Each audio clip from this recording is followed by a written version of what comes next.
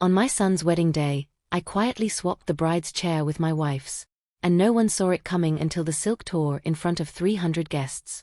It was the most calculated move of my life, delivered in utter silence. The elaborate beachfront ceremony in Hilton Head cost nearly $300,000. Flowers imported from Ecuador, a string quartet flown in, crystal everywhere. Yet the ugliest thing that day wasn't the weather or a spilled drink. It lived in the hearts of the two people who should have loved this family most. My name is Victor. I built a regional chain of boutique resorts from nothing after serving 20 years in the Navy. Discipline wasn't a choice, it was survival. My wife Margaret never sought the spotlight. She balanced the books at home, raised our 3 children, and absorbed every slight with quiet grace. I learned early, disrespect Margaret, and you've disrespected the core of everything we stand for. Our youngest, Ethan, grew up surrounded by privilege yet convinced the world owed him more. When he introduced Sophia 2 years ago, warning bells rang. She was polished, camera-ready, always scrolling, always performing. Margaret welcomed her warmly, cooking favorite meals, offering heirloom jewelry, listening patiently to endless stories about building her brand. Sophia accepted it all like tribute, never once returning the effort. The wedding budget arrived in a glossy presentation folder. They wanted viral moments, celebrity guests, drone footage. Margaret said nothing, only squeezed my hand under the table. I approved the expense, not for the spectacle, but hoping a shared milestone might heal old fractures. As the date neared, cracks widened. Sophia dodged Margaret at fittings. Ethan ranted about securing our future and what's rightfully mine. Then, on the wedding morning, I overheard them in the bridal suite while fetching water. The door was ajar. Sophia laughed. That old lady thinks she's front row royalty? She'll ruin every photo. Ethan chuckled. The glue will make sure she remembers her place. When she tries to stand for the toast, that dress is history. His tone was casual, like discussing the menu. I walked away without a word. Rage would have been easy. Clarity was better. 15 minutes before the processional, I watched from behind a palm. Sophia, veil lifted, knelt by Margaret's reserved seat in the family section.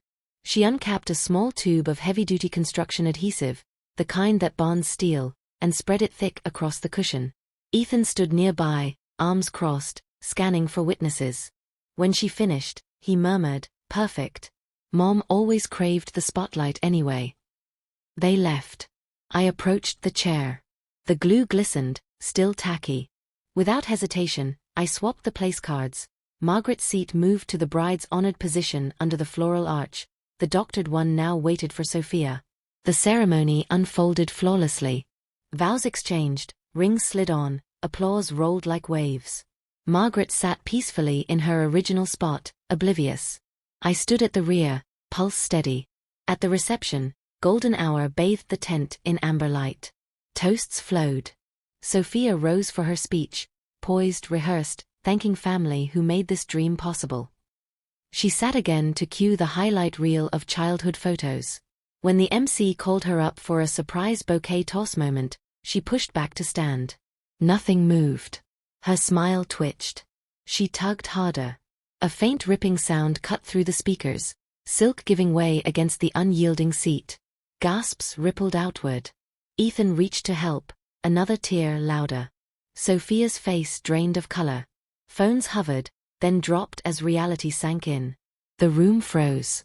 I rose slowly, walked to the microphone. "Before we continue," I said evenly, "perhaps the bride can explain why industrial adhesive was applied to the seat reserved for my wife, and why my son stood watch to ensure it happened." Murmurs erupted. Ethan stammered, "Dad." I lifted a folded packet from my jacket, the emergency codicil he'd slipped me that morning for safekeeping. Forged signature, backdated asset transfer for the family compound, triggered post-wedding. I held it aloft without unfolding. And maybe explain why someone forged my name on documents meant to strip away everything we've built. Sophia remained pinned, veil askew, mascara streaking. Ethan stared at the floor. The music died. Guests shifted uncomfortably. I set the mic down. Some traps catch the people who set them. Today, truth did the work. I returned to Margaret's side. She reached for my hand, eyes shining with quiet understanding. The party never restarted. The bride and groom left separately under staff escort. Later, lawyers would handle the rest. I didn't seek humiliation. I simply refused to let cruelty wear white and call it love. That day, loyalty won. Quietly, irreversibly.